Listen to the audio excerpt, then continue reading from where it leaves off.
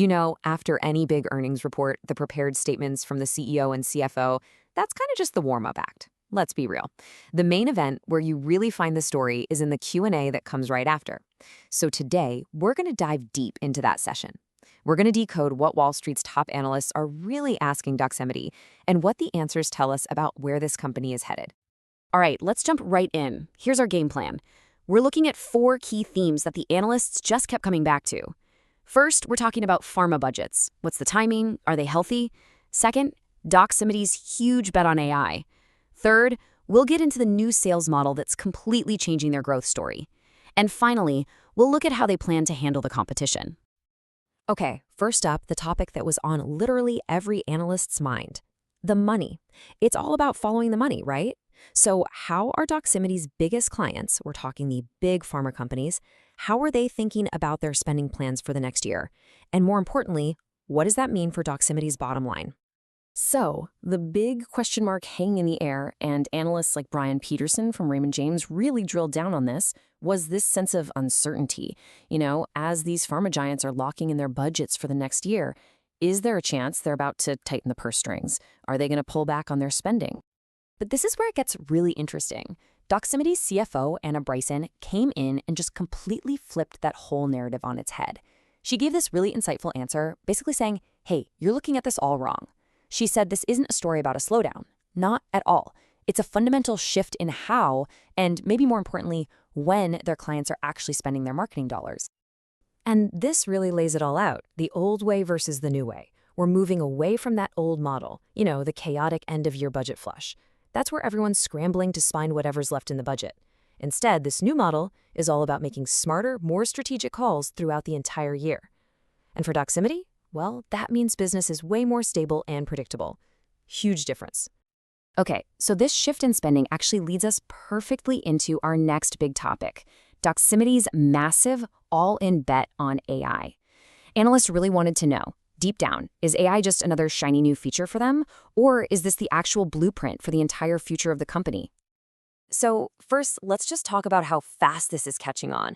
The CEO, Jeff Tangney, dropped a pretty staggering number, a 50% jump quarter over quarter in doctors who are actively using their AI tools. I mean, that's not just steady growth. That is explosive. It's spreading like wildfire. And it gets even crazier if you zoom in on their AI scribe tool. The one that automates all that tedious clinical note-taking. The growth there was stunning. It nearly tripled, a 3x increase in active users in just 1 quarter. It's so clear that this is solving a massive headache for doctors, literally saving them from hours and hours of paperwork. So what's the secret sauce here? Why is it growing so fast? Well, Jeff Tangney was super direct about it. He said, look, when they do these head-to-head blind tests where the doctors have no idea which AI they're using, they pick Doximity's decisively. So the message is pretty clear. In this AI arms race, they're convinced they are winning flat out on quality. Okay, now this is really important to get. This whole AI story, it's not just about cool new tech. It's actually the fuel for a fundamental change in their business model. So let's talk about their new growth engine, which is something they call integrated programs. And wow, this chart really tells the whole story. Just think about this. A year ago, these integrated programs were, less than 5% of their new business? Basically nothing. Fast forward to today, and they're over 40% of new upsell bookings.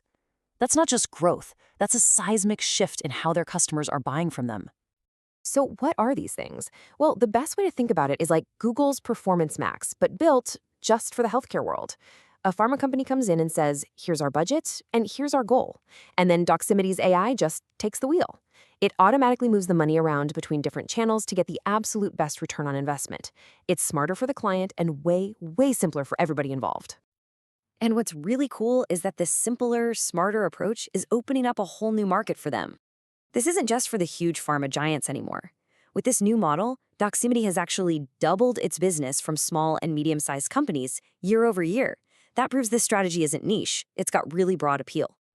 Of course, whenever you see this kind of success and innovation, the next question is always about the competition, right? So analysts were definitely pressing them. How are you going to defend your turf? Especially in a field that feels like it's getting more and more crowded, with new AI players every single day. So Doximity's leadership basically laid out their playbook. and it's built on a few different layers of advantage. Think of it like a competitive moat.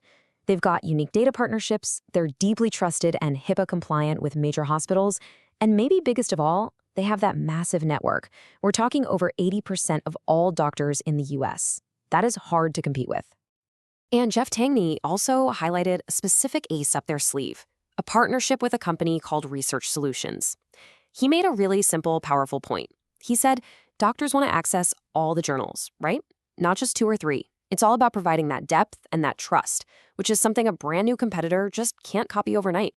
But when you boil it all down, their main message was super simple and direct. They believe this whole game isn't going to be won with flashy features or the latest tech buzzwords. Nope. It's going to be won on one single metric that matters more than anything else to their clients: return on investment, ROI. That's the battleground. So where does all this leave us? Well, it's pretty clear Doximity is in the middle of a massive transformation. They're betting the entire farm on this new AI-powered model that's already showing some incredible growth. But let's be clear, it's a high-stakes move. So the big question hanging over everything is this: is Doximity building an unshakable fortress for the next decade? Or are they navigating the single most critical and maybe the riskiest chapter in their entire history?